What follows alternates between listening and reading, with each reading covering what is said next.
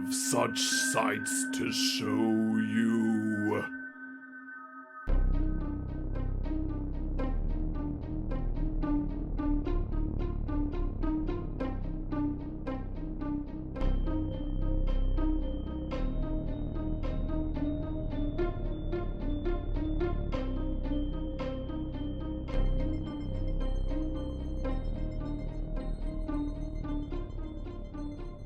We're Poppin the Scary Horror Podcast here. I'm your host, Coale, and with me, as always, I have my good friend and co-host, Aaron. Aaron, hello, my good friend. How are ya? Hello, my darling. Hello, my baby.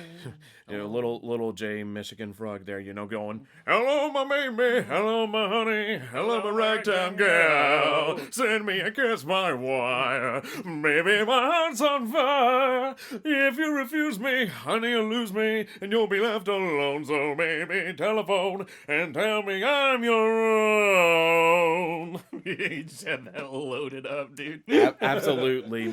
I bleed Looney Tunes. Yeah. So we're talking about Halloween 3 today. Of course, that's the natural transition. Yes, absolutely. So I know we last left off the previous episode with your pure excitement about diving into another Halloween sequel here.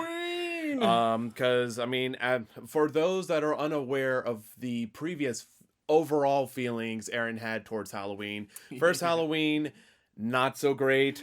Yeah. Second Halloween, a slight improvement. Yeah, I liked And it a little so, bit better. going into the third installment of Halloween, how are you feeling? God, I just hope I don't have any more hot takes that alienate me from this community. See, a lot of people, when I'm like, oh, I didn't care for Halloween, they're like, ah! How could you? Yeah, not gonna lie, it's definitely kind of a hotter take, and trust me, I'm not even the biggest Halloween fan. I'm like casual Halloween fan of like, yeah, I like Michael Myers. He's fine. You know, he's no Jason, but you know, I like him fine. But anyways, I will let you know what the overall reviews were for this film whenever it initially came out. Sure. So whenever this film came out, it was not well received. Oh, okay, so if I don't like it, I'm justified. But yeah, that makes me worried I'm going to love this. However, this film, over time, upon further review, has started making it go on the upward trend. Aging like a fine wine. Yes, so with that prior knowledge, how are you feeling about going into it? Oh, man. You know, I feel like I have my expectations set on, you know, is the same town, it's the same Mike Myers, but I feel like, you know, maybe this one, if it has negative reception at the time and is getting a little better with age, maybe this is like a Texas Chainsaw Massacre 2 kind of situation, you know what I mean? Maybe it's just, maybe they throw a curveball with this one, and I'm not going to expect what happens. That's what I'm hopeful for. I hope they try something a little different. Which is what I liked, actually, in the second one, that it was pretty different from the first one, that they were in the hospital and they were doing all that crazy shit. So, I don't know, maybe, the more I'm talking about this, maybe they got something special in store. Maybe they're going to do something a little wacky. Ooh, oh man, are you getting somewhat curious about the film? I am. I'm a little curious. I'm curious about two things about the film. Yeah, I'm curious what direction it's going to go in, and I'm curious how old Mikey's going to come back. You know, so I'm just, call me bi-curious, I suppose. Michael Curious. Michael Curious. Oh, yeah. Yes, we will definitely have to check that out, because with me on my end, I have yet to see this film. This is a film that I have been trying to get myself to watch every year, but then something happens, and then because I'm like, okay, I'll wait till like next year in October or whatever, just because it feels the most apt to watch it during that time, given it has Halloween in the title. Yeah. But that being said, that all changes tonight. So everybody, grab your trick-or-treat bags, get ready to get our critiques thrown in the bags as Aaron and I review Halloween 3, Season of the Witch. The Witch! The Witch! No. It's 4 days to Halloween, Halloween, Halloween. It's 4 days to Halloween, Silver Shamrock. It's 4 days to Halloween, Halloween, Halloween. It's 4 days to Halloween, Silver Shamrock. And we are back from watching Halloween 3 Season of the Witch. And Season of the Witch, coordinated by Dick Warlock. yes, our boy Dick Warlock is back in action being stunt coordinator. Witches and warlocks, baby. Yes. Yeah, witchcraft aside and everything else, Aaron, initial thoughts on the movie? Oh, boy, howdy. For a man, this genre in particular, and just movies generally, you see a lot of male fantasy, but this has gotta be the malest, fantasiest movie we have watched yet. I'm not gonna lie, they really make the main character a sex icon, a sex magnet. He is whatever the male equivalent of a Mary Sue is. He is a Gary Stew. This man is like, whoever wrote this movie was like, yeah, this six-pack doctor man with sexy mustache, just like solving crimes and fucking broads. That's all he does. He doesn't even have a six-pack, but he acts like he does. I know, he just has that energy. Yeah, he does. He really has that energy. Yeah. I was definitely surprised by that. The amount of times he could have gotten laid, just sprawled about. Yeah. It's crazy to me just how easily he can get laid by gorgeous women in important positions. It's like that one meme where they says like, you know, like something like men hate him, like women want to be with him. Oh yeah, I know what you're saying. Yeah. Fish fear him, women want him. Yeah. He's a sea lion. I got you. Yeah. That is I'm definitely going to have some thoughts to say about this film, so it'll be interesting us working through our thoughts and critiques about this film in particular. But to get it started, I guess I'll just rush into the plot here. So, Season of the Witch, the third Halloween film, is about not Michael Myers. Oh, yeah. The two things I was like, I'm going to see that quaint little town with the babysitters and also Michael Myers. Neither of those are this movie. Yeah, and I definitely want to ask you about that. You know what? We'll just put a pause on reading the plot there. Okay. How do you feel about Michael not being in his film? I don't have any qualms with it necessarily. The things that make me raise eyebrows is they called it Halloween 3, and then it has nothing to do with the previous two Halloween movies. And B, they created a really weird universe situation where Halloween exists as a movie in this movie. Therefore, what universe does this take place in? I feel like maybe there's some internet discourse out there that's like, ooh, because they showed a commercial for the Halloween movie in Halloween 3, what does that mean for the things generally? You know what I mean? But I'm sure there are people online debating, like, the fucking snow globe theory or whatever, how this ties somehow back to Frasier. But, as far as, like, I mean, I didn't mind it. It just had nothing to do with the first two Halloween, so it did confuse me. But I guess that was what I'm here for, is a new and novel experience. So that's what they delivered. Yeah. Because that's... You know how I told you at the beginning of the episode, people initially disliked the film? Mm-hmm.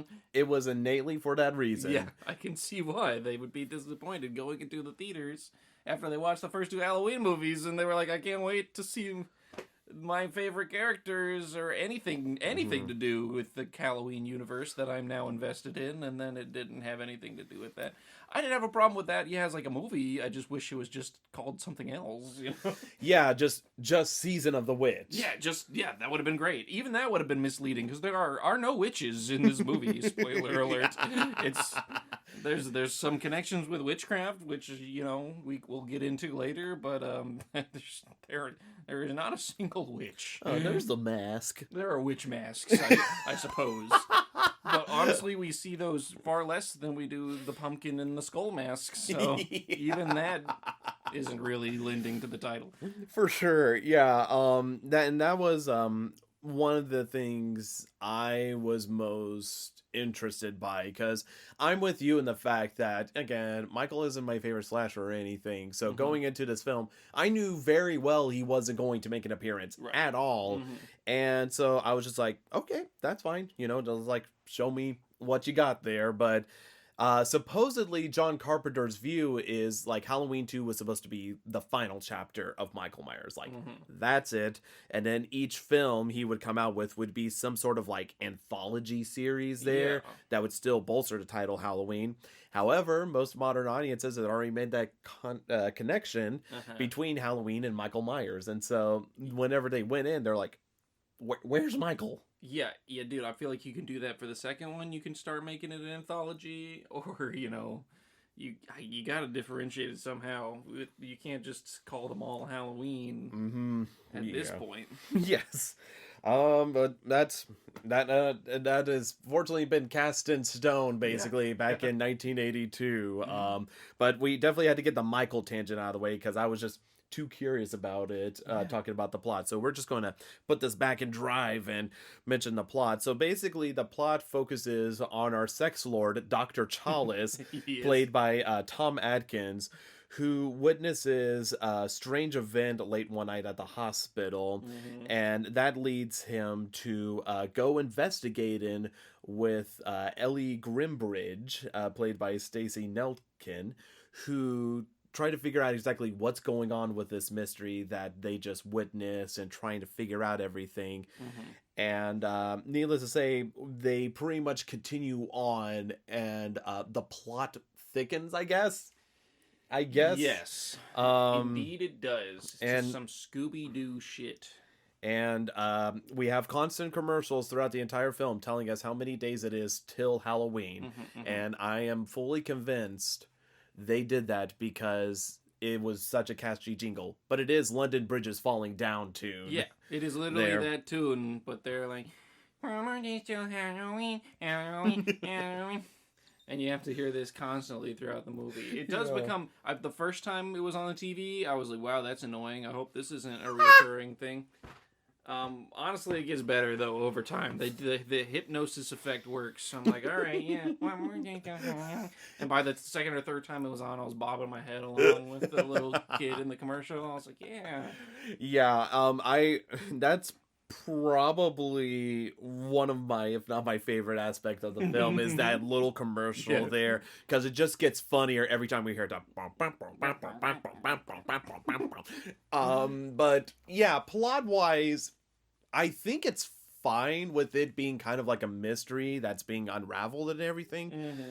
The problem with mysteries, and this is why I truly believe mysteries are like one of the hardest things to write, I feel like you have to keep a good pace and everything, and there's just a lot of times where they're both, pardon my French, both figuratively and literally fucking around. Yeah.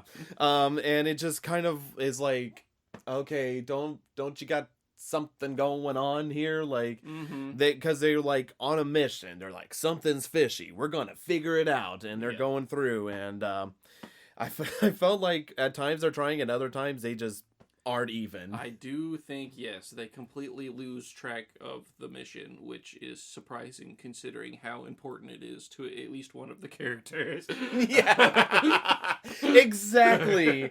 That's exactly it, because this is an early spoiler, I suppose, but Ellie Grimbridge is teaming up with Dr. Chad Chalice. Is that his real name? No.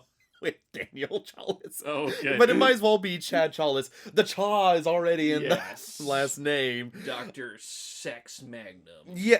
I love that, Dr. Sex Magnum. That is... yeah, forget that. That is the name there. She ends up losing her father, who's caught up in this big mess at the beginning of the film. So I feel like plot-wise, I mean, it's fine. Yeah, it's a little, as far as solving a mystery as the audience goes, I feel like it's pretty easy to figure out where it's all gonna go. In every way possible, not just the mystery, but many aspects of the movie are pretty easy to figure out. But where this movie has its charms is whenever you don't know what the fuck is about to happen. Yeah, that's definitely true. So I don't know. It's like the plot's fine. Emphasis on the fine. I thought it was fine. I thought it was well serviceable for what kind of enjoyable this movie is, which is watching a really cheesy, dumb film. Yeah. So I don't think you want that complicated of a plot when you're watching something that's like... At times, I felt like I was watching one of those, like, Indian action flicks where, like, the cars just, like, explode and flip 50 times and shit. It's just, like, just has some badass cop that's, like, flipping people. You know what I'm talking about? Yes. That's just what this movie felt like at times with Dr. Sex Magnum just, like, walking around with his sex aura. But yeah. Speaking of Tom Atkins, we might as well talk about the characters.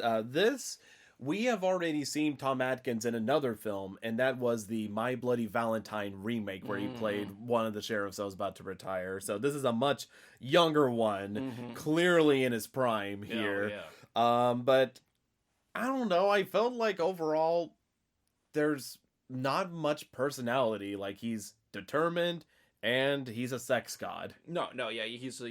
He's unfortunately a Gary Stu. He's the self-insert character. Doesn't have a whole lot of personality. I think if him little dabbles of like character flaws or whatever. He's kind of a deadbeat dad.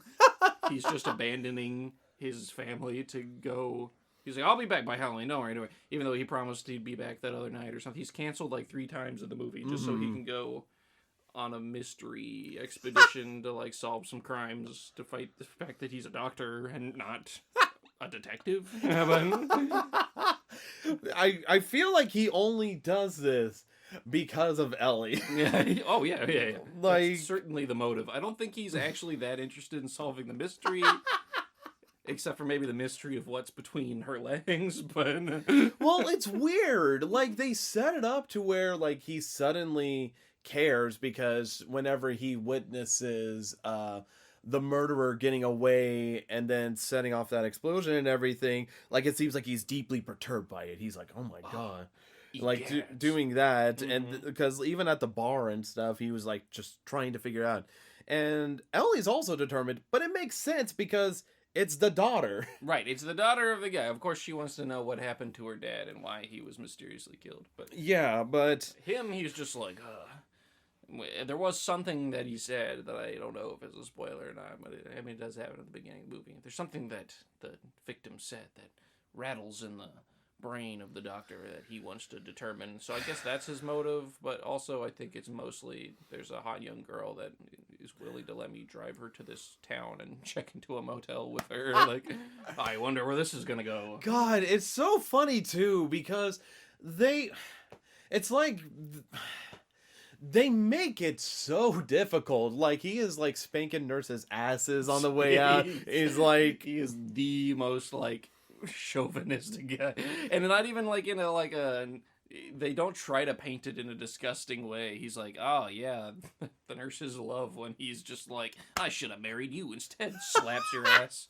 Like, geez, dude. Yeah, not only that, but like getting like owing dinner dates to like one of the morticians, I guess. Yeah, or something which like everybody that. knows. Hot young women flock to the field of medical examiners, but like it's freaking like what, Grey's Anatomy? I've never seen the show, but I imagine that's what it's about. That's probably yeah. That's what I would picture. But they have all these moments, and then whenever they finally get to the town of like San Marina, I think it is, where Silver Clover is at, it's like suddenly he's like, oh, there's only one bed. I mean, I could sleep in a car, better than sleeping on the floor. And then they just... and then she's just like, well, where do you want to sleep, doctor? And he's like, oh, don't ask me that. And he just, like, whips out his 14-foot penis. Not really. I mean, that's just like where you think it would go because it's so like porn pill dialogue. But no, they just fuck, and you know, they really focused on that.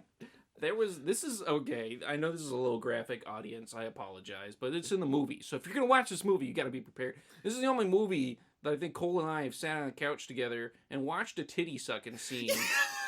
Just like live broadcast, just not alluding to it, not cut away before the mouth gets. There was a titty getting sucked on the screen, and they put that in movie theaters for people to watch.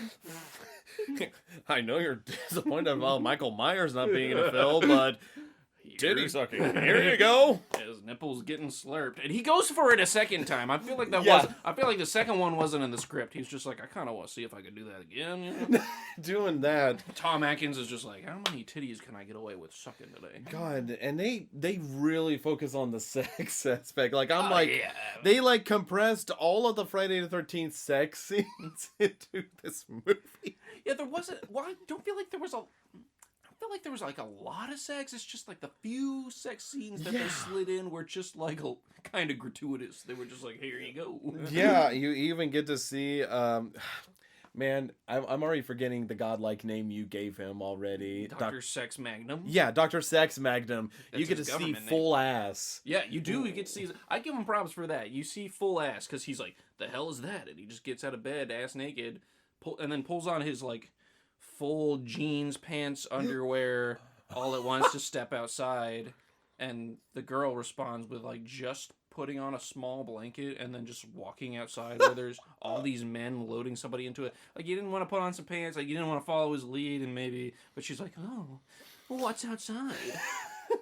She breasts boobily outside to see. Yeah, because that's the other problem too, as well. Like Ellie, like I felt like she was the Mary Stu to the Gary Stu.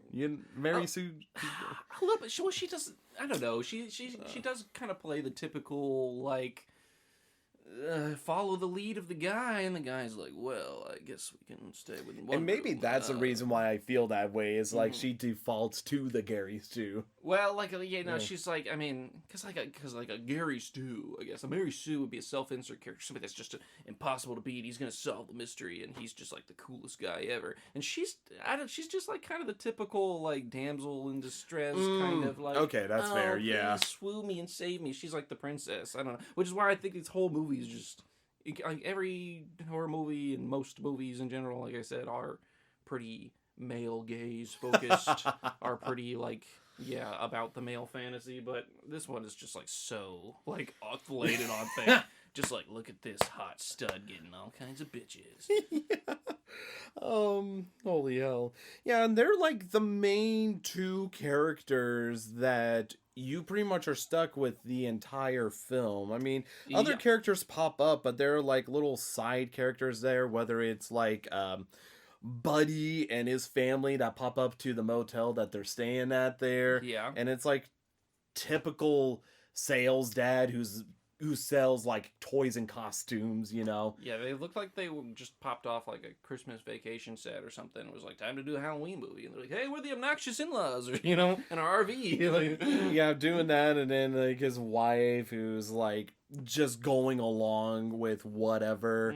And then little Buddy is a little shit. Yeah, exactly. Yeah. They're just these pretty, I don't know, cardboard cutout characters of like, here's that wacky family, you know. They're wearing the loudest clothes possible. He's got this shirt that's just like a patterned rug, but he's wearing it on his chest. Yeah. And the woman is just like chatting everybody up all the time. Yeah, and they're just like stand-ins. I feel like they're just kind of stand-ins to kind of be victims to the plot. I feel like. They're like Willy Wonka-ass characters. Yeah, they're the other people that got the golden tickets, and you're gonna watch them fall in the chocolate river. Yeah. That is so good. Yeah, and then more Willy Wonka as characters, as you've patented, like Marge, played by Garn Stevens. She's just like, again, just one of those ladies that will tell you her life story, Right. and even though you want nothing to do with it. You're like, oh, please. Which is so funny because they're there to, like, gather intel, and all these people are just, like, loudly yelling intel at them, and they're like, oh, please go away. Yeah, the worst detectives. And she's like, all the characters are just like, fine. They're fine, whatever. I feel like they're just kind of more victims of the script than anything else there. Oh, yeah. Absolutely. And even like the ex-wife, Linda Chawless, played by Nancy Kyes, it's just like unhappy ex-wife because her husband's being Dr. Sex Magnum. Right, which is why, like, every single woman character in this film is just like, she's like literally the ball and chain cutout cardboard character. She's just literally, like, every time you see her, because you see her once, and then every other time is like him on the phone calling to be like, hey, can you, I'm not going to pick up the kids, and I'm not going to feed them, and I'm not going to give you any money anymore, actually, so can you please take care of all of my children for me, thanks? And she's like, you bitch, you said you were gonna be... It's just like that. Every phone call. It's like, yeah, I'm gonna be out of town for insert lie here, and can you do my father job for me, thanks? And she's like, you said you were gonna bring a sandwich, and you brought roast beef, and I asked for pastrami. Oh my god. Oh, Sorry. man. That was my ex-wife that serves the purpose of saying that women are bad. But you, young thing, come here and get naked. God, it's so one-dimensional on every side there. And then we might as well talk about the CEO of the company, Connell Cochran, played by Dan O'Harely. And he's like CEO vibes. He's got definite CEO vibes. He's got definite last name that sounds like Cockring vibes. He's got big Irish vibes. He's the man with the plan. He's got the PR stunt going until he doesn't. Yeah, it's just like, you know, whenever they head over to Silver Shamrock there, he's just traditional stuff. But even as you start to understand more of him, you think his character is going to develop into something else, but not really. Yeah, not really. I do think the plot kind of like is just like, hey, this is getting wacky, and he's kind of at the middle of parts of it, but he's not. His character doesn't really do anything besides like, hey, I'm a guy that makes Halloween toys. Yeah, and I mean, aside from him, I felt like all the other characters are sincerely background characters, and partly I understand why it's revealed later, but at the same point, it's like, I can't really say any of them were standout performances per se there. True. I don't... A lot of them were just kind of comedic relief to an already silly film. Yeah, so like whenever it comes to the cast of characters, unfortunately there's not really one that I would say saves the film per se for me, that I'm like, man, this character's really good, or I like this character. It's none of them are like, wow, that one deserves an Oscar, but there are like, that was a funny dude. Yes, I would definitely say that. Man, I don't know what to talk about with this film here. Let's talk about practical effects, I guess. Sure. I'm just pulling out from my toolbox of usual categories I talk about. They had an unnecessarily large explosion from a vehicle, so I checked that box off my bingo card. That's true, because the Halloween franchise has definitely had its share of big explosions. Yeah, doing that. So that was nice. And whenever it came to kind of like whenever things start falling apart, and both figuratively and literally there was some implementations of good practical effects, good camera tricks to work with that stuff, and then some of the stuff is just straight up cheese. It is just straight gorgonzola. That is delicious, drippy cheese. But I mean, I felt like, it's practical effects. I'm always going to be a fan of it, and this is like well implemented there. Oh yeah. Granted, I don't think like I don't know. There might be like one scene where I'm like, oh yeah, okay, that'll stand out to me about this film and everything. But for the most part, it's just pretty by the numbers 80s slasher practical effects sort of thing. Yeah. I think what stands out more than the practical effects is honestly the digital effects, and not for like a good reason. No, not at all. It's so goofy, so freaking goofy. There's some parts with some lasers that are really funny. I can't talk about it right now. It's so hard to talk about. Hard. It's so hard to talk about this film because, like, especially mysteries are. Talking about it without spoiling ends up being way shorter than us just spoiling the hell out of the film and everything else. I want to be fair to you people. Yes, of course. Music is okay. It's like that synthesizer music, you know. Honestly, might be one of the better aspects of this film. I will say there's like one reoccurring sound effect that sounds like it's out of, or like if several reoccurring sound effects, I guess, that sound like they're from bad 80s arcade machines. And yes. It's alarming. And I don't feel like that's a spoiler because that's like one of the first sound effects at all you hear in this film. It's like, they do like, it's like the jump scare sound effect, you know, and some franchises have like the or like, you know, iconic sound effects, and I feel like they were going for like an iconic, people remember this, but it just sounded like I was playing Kicks on the arcade, and I'm getting destroyed by the Kicks monster. That's QIX. That its official name is the Kicks monster. Look up that game. It's great. Oh man, I love it, dude. I love it so far. I'm sorry I'm really short for words. I'm really trying to keep a lot of thoughts and stuff without spoiling. So, do you have anything else? Okay, good. No, I just want to spoil it. Yes, me too. So with the rating and everything, I know you're going to give your number rating and everything. I am curious. Yeah. How does this compare to the first installment of Halloween? Yeah, be sure to include that. That is my one requirement, because obviously I felt like that was a hot take, and so this will be interesting to unfold. I think it will be. I think you guys are not going to like me. Listen, whenever I give my ratings, okay, we've established previously on Poppin the Scary, we've established that I don't rate necessarily based on my personal enjoyment, but just how I feel like if we were to slap these in a museum, like my ranking of, like, you know, what are more important and interesting and novel films. Well, maybe that's a terrible way to put it, because I would have to put Halloween, just because the impact it's had pop culturally. I would have to put that much higher than a 4, which I originally rated it.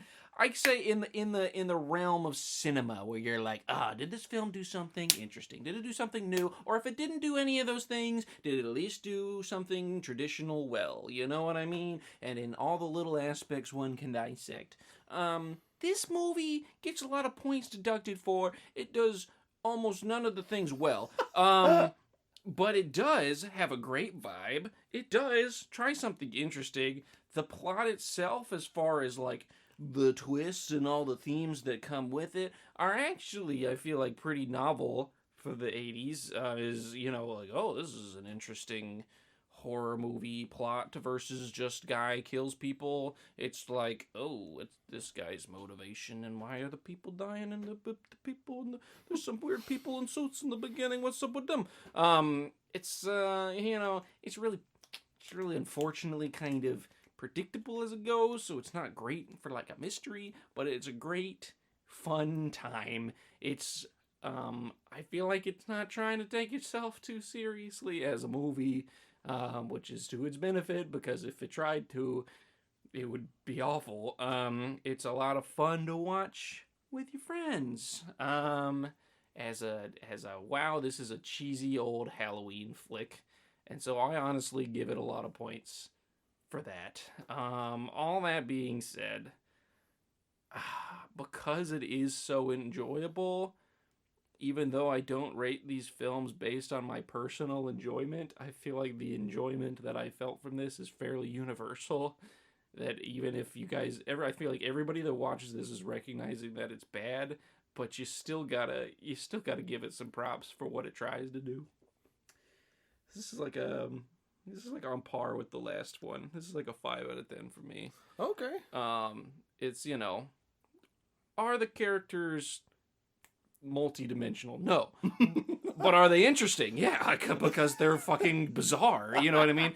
Is the plot, you know, incredibly well crafted? I'm going to be thinking about it for days. I might be thinking about it, but not because it's a good mystery or an excellent plot, because it was so goddamn bizarre. And I do think there is novelty in just bizarre. Datism is just bizarre. Art for art's sake, bizarre. Most modern art, we've realized, okay, we can take pictures. We don't need to paint things realistically anymore. So the shit you find in the museum is just bizarre because it makes you think and go, oh, okay. So that's like where all of the points for this movie is generated, by how fucking weird and by consequence funny this movie is.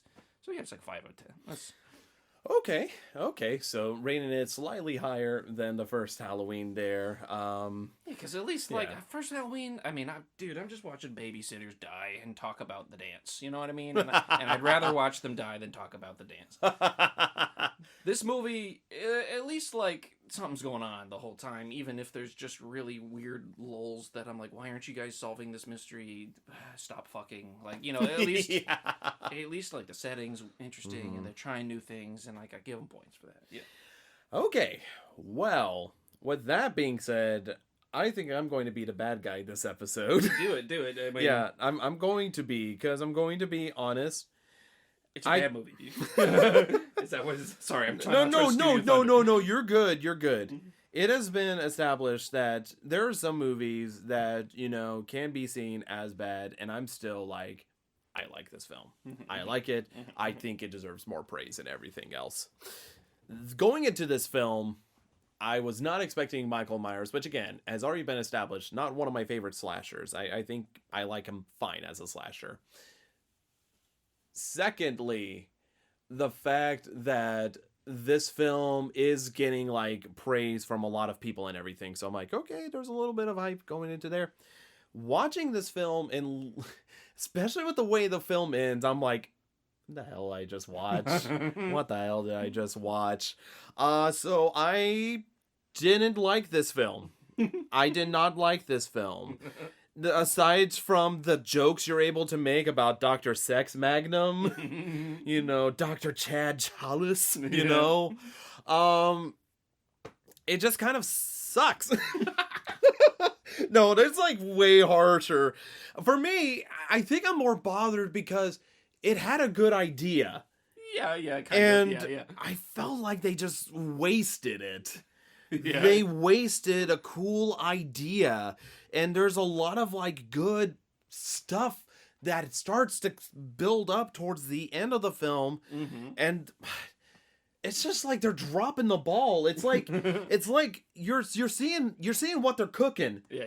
But then they put it like on the hot plate and just walk away for like a couple of hours, and you're like, you finishing the meal? And then they just take the unfinished meal and just pour it in. They're like, bon appetit. Yeah. You know, doing that. And I'm like, you had a couple more steps to get to. You gotta put that in the oven, guys. Like, there's no memorable characters in this film besides the ridiculousness of the Gary Stew that we've already accomplished. Because at least with the first one, even though I'm not the biggest Jamie Lee Curtis fan, Neve Campbell always be my scream queen, I still liked her character and how driven she is, or at least more driven in the second one, as we've talked about there. I still enjoy seeing my boy Michael running around, and Dr. Loomis going, "There's Michael Myers! I saw him 7 times!" You know, there's those characters at least right. to remember. There's memorable kills, memorable moments. At least it's just like a fun game going on. Sure.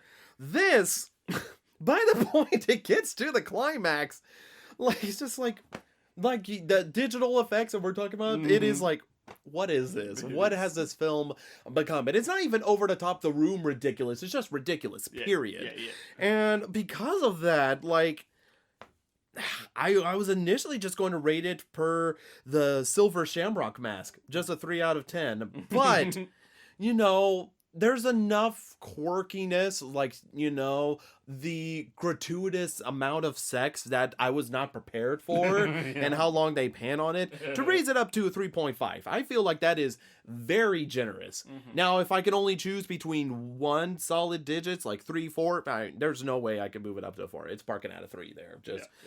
So I did not enjoy this film, and it's probably going to be one of the films I don't care to watch. Now, granted, there's still stuff I enjoyed. There's whenever they show Halloween Day, all the trick-or-treaters running around and everything, that was fun. I like that. I was like, man, there's some good fun shots. Too bad the film called Halloween doesn't feel like a Halloween film. It really doesn't. And I realize, the most Halloween film is Trick or Treat, as opposed to the first 2 Halloween films, which is more so focused on Michael Myers. But at least that had more Halloween vibes going for it than this one. And them, I feel like I've already experienced this before with another movie I've watched in my own time. This is a special Poppin the Scary bonus review within a review of I watched the sequel to Carrie, The Rage, Carrie 2, and I was trying to put a fact about how much I loved Carrie as a film and everything. Yeah. But in that film, they kept popping up scenes from the first one, trying to remind me how much of a better film it was than this. And this film did it too!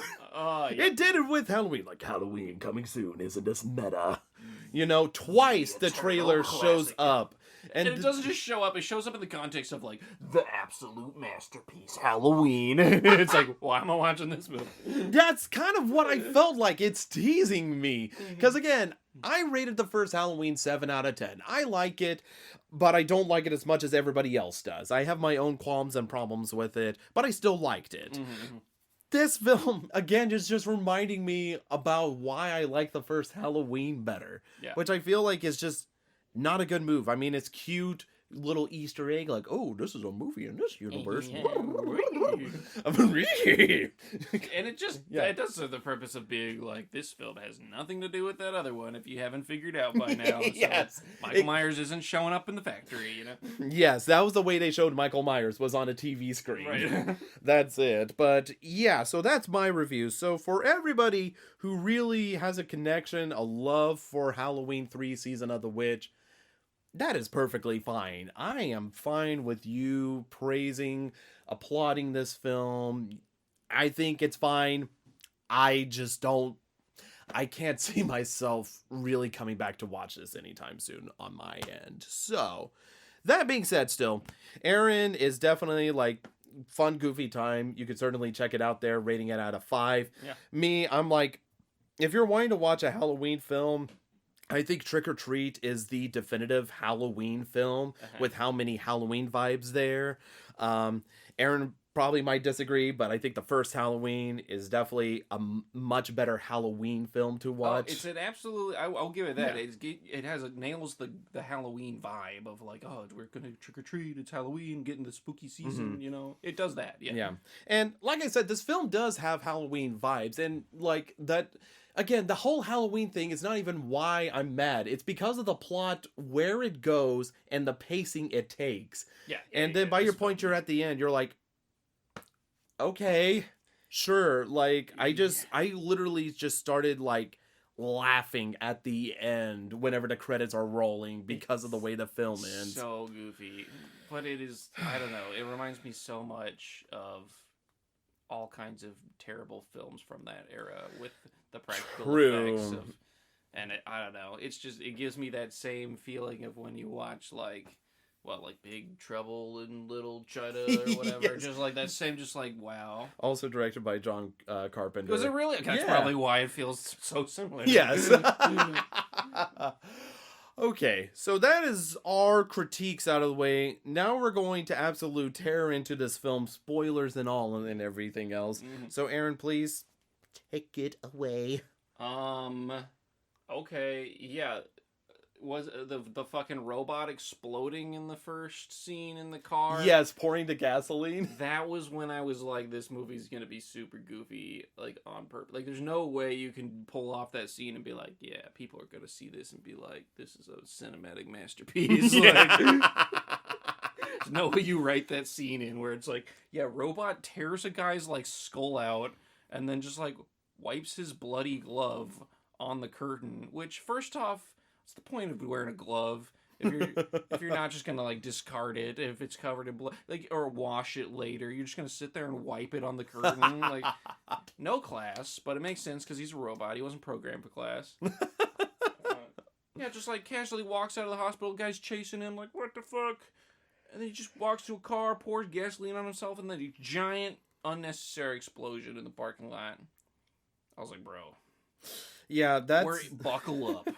Yeah, that should have been the first sign of buckle up, because that is the first, like, outlandish scene. There's definitely a lot of outlandish scenes, like whenever Ellie's dad's getting chased through the junkyard and starts getting choked. Yeah, that was actually probably, I was like, back it up. My first sign that this was outlandish was, whenever he pulls the brake from the tire of the car or whatever, and the other car rolls into the robot that's, like, killing him, but you don't know it's a robot, it's just a guy in a suit. And it just, like... And apparently this car rolling slowly on a slight incline at about 5 miles an hour is enough to just crush this guy and just like, oh, I can't do anything about this, while the other guy crawls out and runs away. I'm like, really? Yeah, because like the whole reveal that the people that are around the town in the Silver Shamrock factory being robots, I felt like that was a better mystery than the actual big mystery, because it actually made like little sense.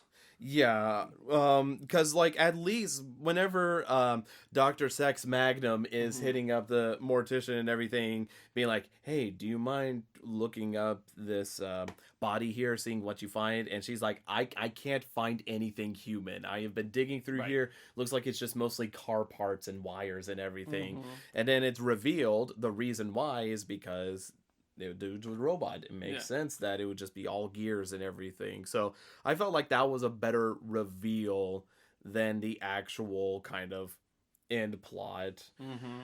I don't know. It's like I like the overall, like, I like the idea about the secret behind the mask and everything. But I felt like, again, they just didn't go far enough with it. Yeah, they didn't really... Like, they kind of both under-explained and over-explained, just, like, in the wrong places, you know what I mean? I don't know. Like they had one... Like, the whole thing for Stonehenge made no fucking sense. They had one scene where, like, the security guard is watching a documentary about Stonehenge. And then, at the end of the movie, they're like, oh, by the way, witchcraft, and we got Stonehenge in here. You'll never believe how we got it here, and that's all they say about it. And it's like, so the whole plot of this movie is pivotal around the fact that this factory that makes Halloween masks somehow stole Stonehenge and is now using it to, like, turn children into bugs. That's why this whole movie, that's why, like, there's sort of a greatness for me in this movie. I can understand why you think it's terrible, but, like, it's like a pearl in the middle of all the shit that they sludge into this movie. It's like, it's like just so bizarre. Like, whose imagination was like, they steal Stonehenge and then all their robot puppets from a guy that makes practical jokes, like, and he's gonna turn everybody into bugs. When you explain it like that, you could madman this movie. You could sell this movie to me, because I never thought about it like that. It was full of moments like that where the lady's like, there's a microchip on the back of this button that fell off the mask. Let me poke at it. And then just a fucking laser beam explodes her face, and then, like, mole crickets come out of her exploded face. And they were like, oh, it's a misfire. Like, they had, like, a really interesting idea of, like, mixing tech and magic together that I feel like wasn't really thoroughly explored in that time. And they were just like, we're using this incredible technological power to laser beam kids' skulls into snakes. Like, and that's like the thing. It's like, I like that idea. I like the premise. But why? Yeah. And the guys just said, I don't know. That's what people used to do. Halloween sacrifices. He's like, 3,000 years ago, it's because he's Irish. This is literally like the last racist film against Irish people. Like, like they were like, we haven't been racist against the Irish in a while. Like, we recognize they're white now, so let's do a throwback. They have this all Irish town of the Cochrans, and he's just very Irish. And he's like, yes, well, my people used to be witches and did human sacrifice because that's tradition. So we stole back Stonehenge, and now we're witching people because it's a funny practical joke. Ha ha ha. Like that's the whole extent to it. And that was one of the things that I was kind of disappointed by, is just like the mask itself. Like the whole idea is the fact that like they just suddenly just start having like snakes and crickets and bugs crawl underneath the mask. Like it was cool to see, but I would have definitely thought it would be like cool, because like I knew about the mask scene, about something about the mask. I unfortunately had the idea that it actually like turned our heads into those creatures or something. I thought it was gonna be something cooler like that. Yeah, like if you're gonna put a microchip on the back of a kid's skull, I think they're gonna turn them all into like zombies, or turn them all into the robots. Yeah, like I thought maybe like the robotic ass people in suits had been hit by this spell or whatever, and then they were gonna create an army of like little goblin children or something. Like I thought they were gonna do something cool, but no, they just wanted to turn some kids into only the kids that decided to wear this free mask that everyone else was wearing and then return to a television set at 9 p.m. on Halloween, which in any other universe would be like one kid. But in this one, it's like the whole continent is gonna... Yeah, definitely ludicrous and everything else. It's just... I don't know. It's like... I felt like if they had picked up the pace, they could have had room to do more stuff and at least go further with it. Because there's like there's like story beats that I'm like, yeah, this feels appropriate, you know? It's just, I feel like they just lollygag around until they get to the point. They like wander around to it. They're not even like sleuthing around per se. No, they just like kind of go to the town and they're like, well, and the girl's like, well, I guess we should go to the factory. And the guy's like, no, we should go to the motel all night and go to the factory in the morning. Like, what, man? Can you be more transparent? But yeah. If this was a real movie, I would say the little device on the back of the masks would just be a bomb, and the signal to explode the bomb would be on that 9 p.m. commercial, and just everybody's kid's headaches would explode. And would that be as creative or original? No, but that would at least make sense, because he's just a terrorist that hates kids or something. Yeah. Like, that would at least give it a little bit of a motivation, but, no. Yeah, it's... I don't know, man. And then it's like... Because I could not tell you. Like, I thought it was cool seeing them make the mask there, and they're like, oh, that's final processing. That's trademark secret there and everything. That's like that's the unstoppable gobstopper room. Don't go in there. Yeah, exactly. And then, you know, whatever they do and everything, it's not even that cool. It's not. They just go underground, and it's just like fucking beep boop computers that they're pushing buttons I on. know. Oh my gosh. And I love the fucking Phantom Menace-esque ending where he's just like, yes, I've got a plan. I'll sneak in here. No one will notice me. I somehow know the exact combination to turn this commercial on all the screens here, and they can't turn it off. and then they're just gonna watch me walk up this catwalk and only slowly follow me, so that I can dump all the buttons onto all of them, which will just somehow kill and disable every robot, even the ones I didn't dump any buttons on that were following me up the stairs. And then that will be enough to do human sacrifice and zap the CEO into Stonehenge. And then, question mark? Oh no, I don't know what the consequences were after that, but let's just leave. Yo, it was that whole sequence is just bonkers, because the whole movie's bonkers. Well, yes, but this is like the cherry, the big Marciano cherry on top of this what the hell cupcake. Which is my favorite thing, because at what point is the girl the robot? That's what I want to know, because like I'm guessing they disposed of her way early in the film, then managed to have time to turn her into a robot. Yeah, if I had to guess, which we both have to guess, because the film does not give you any explanation at all. So if we have to guess, and we do have to, I guess like whenever she gets caught in the hotel, they swap her out with a robot, and the thing that you see on the screen and everything from that point forward is robot, and she is just dead or elsewhere. Yeah. That's about the only thing I can guess. That would make the most sense, but this film doesn't necessarily do the things that make the most sense, so I wonder if, for some reason, she was a robot the whole time. I thought about that. The only thing that stops me is why they would even kidnap her in the first place there.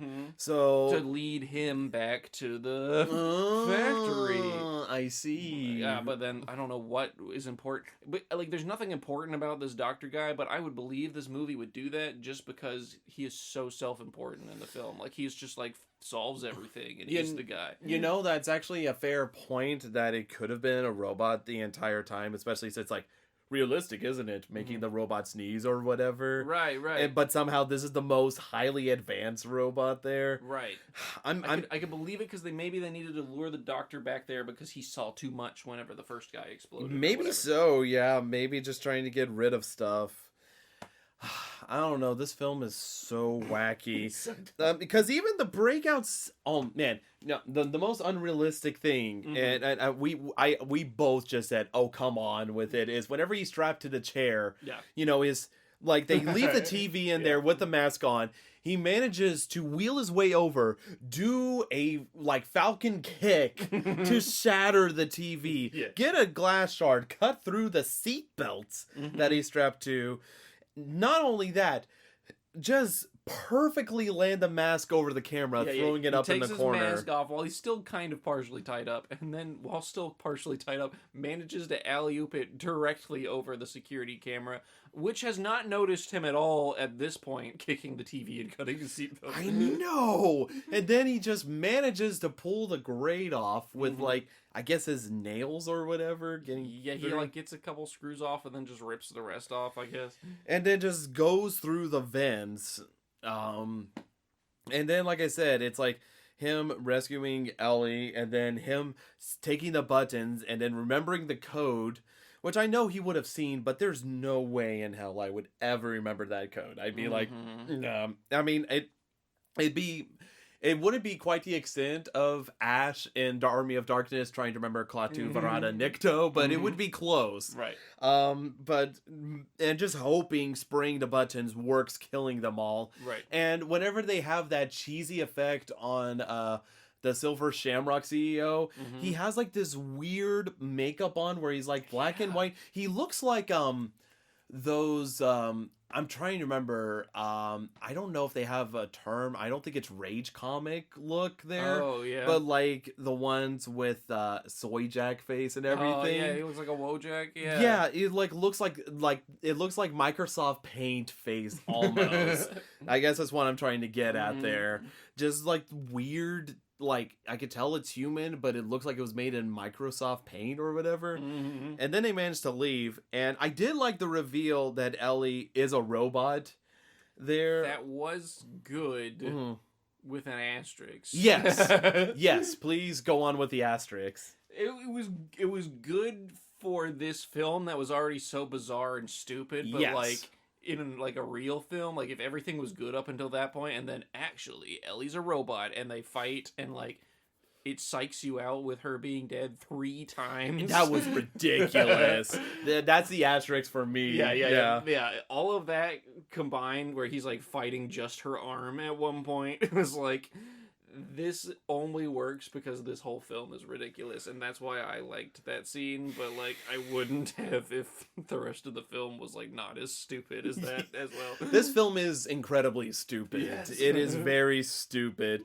But I don't know if the film acknowledged it was stupid, which I don't know makes it better or worse. I don't think it has to like Jim look at the camera and be like, "This is a dumb movie." You know, I don't think it needs to do that. I think the way all the side characters were overacted and the main character is just fucking Chad Man, and just I feel like they knew, like they had to have known at least at some point in production that like, this is a goofy ass movie. Because I don't know, it's hard for me to talk about anything else about this film because there's just so much filler there. But like, I guess I might as well talk about the ending where he's like, I think Tom Atkins is like doing his best performance, stressing out, being like, take the commercial off the air, calling like TV stations. I feel like he's definitely giving it his all. but it's such a dumb ending there. Because like the kids like just turning to every channel there. First off, he's at like a fucking auto repair shop, and then some kids roll up to trick or treat.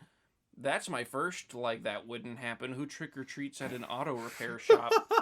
Halloween night in the middle of fucking nowhere. Okay, but anyway, they're all conveniently wearing the 3 masks, and they're like, oh, and they run to the TV to turn it to the channel while he's trying to tell them to shut it off. And instead of, like, putting the phone on pause and, like, kids take off those masks if you're gonna watch the commercial, or, like, just kick the TV or turn off the... Instead of doing any sort of adult thing to keep these kids from watching a commercial, why they wanted to watch the commercial so bad, I don't know. I mean, I know he said there was a big giveaway or something, but, like, at least be like, bro, take off the mask or something. Yeah. Your face is gonna melt. And then get back on the phone. But no, he manages to get it taken off of 2 channels, and then the 3rd channel, they leave it up. And then he's just screaming, and that's roll credits. It's like, bro. Yeah, I just thought that was a silly, dumb ending. It was like a fucking bad Twilight Zone ending, where they were like, yes. What if the whole world got Halloween pranked? Yeah. I was waiting for the guy to come out. Imagine, if you will, if you got trolled on the television. Imagine, if you will, those filthy Irish potato lovers managed to turn your kids into bugs. Remember, expel the Catholics from this country. Thank you, Rod Serling. I'm racist against Irish people. Let's bring that back. What happened? Why are they white now? Let's make them Irish again. Yeah, I just wasn't a big fan of the ending. So whenever they ended like that, I'm like, are they seriously ending it like that? After everything we've been through, just doing that, I just felt like no tension. I was just like, this film, dude. Yeah, no, I don't think there's almost anything they could have done that would have made me be like, ooh, that was a great ending. So I do think they could have hammed it up completely and just showed like a splice compilation of like hundreds of kids exploding into bugs. That would be awesome. But yeah, that's the only thing that could have made it better for me. Yeah, for sure. But I felt like they could only get away with killing that kid in the first place because he was a little shit. Yeah, exactly. Like he's just like complaining and being awful the entire film. Mm-hmm. That's the only reason why they had like justifications on that, but. Yeah, I don't know. This film just didn't do it for me, which is disappointing. I've been like, I think I kind of hyped it up a little bit in my head, so I do think I do accept some fault with me going in with higher expectations. Mm-hmm. I don't like massively hate this film, but I don't know, dude. I don't like it. It's not the worst film I've ever seen. I can say that with full-fledged confidence. That's good. Yeah, definitely good. Bro, I don't even know what to say else about this film. I felt like I've already given my airing of grievances out of the way. Is there anything else you want to talk about this film, dude? Spay and neuter your cats, kids. That's all I got to say. Good one. Great message, Bob Barker. So... how's about we talk about the next film we're going to be watching for the podcast here? Yeah, I'm curious.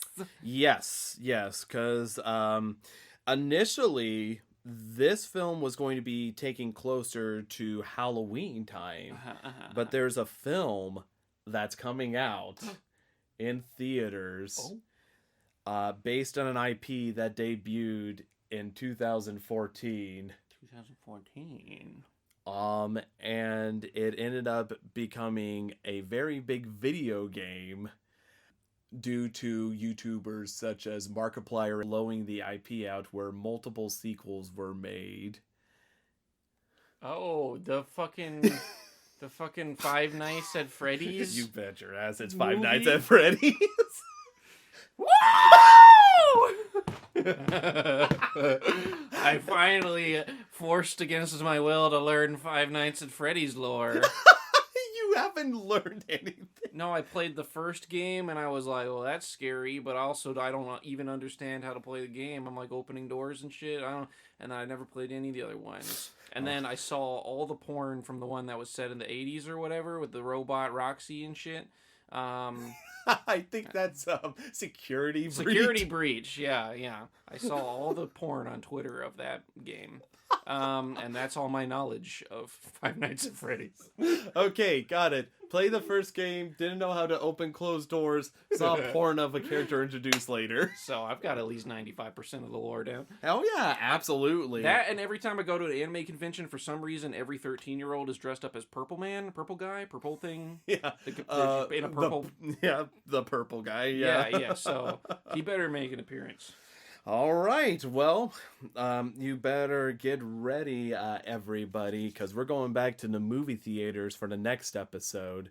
So thank you all so much for listening to this episode, and we'll see you all again next time when we're popping the scary with Five Nights at Freddy's. So many nights! Five Nights at Freddy's, that's where one girl for them. Be sure to subscribe to our YouTube, Castbox, or iTunes platforms to stay up to date when new episodes drop. To see what Aaron and I are up to, check out our respective Twitter accounts. For me, it is @ColeKirkVA, and for Aaron, it is @AnimalGameDev. Thank you all so much for listening to our podcast. We'll speak to you all again next time when we're popping the scary.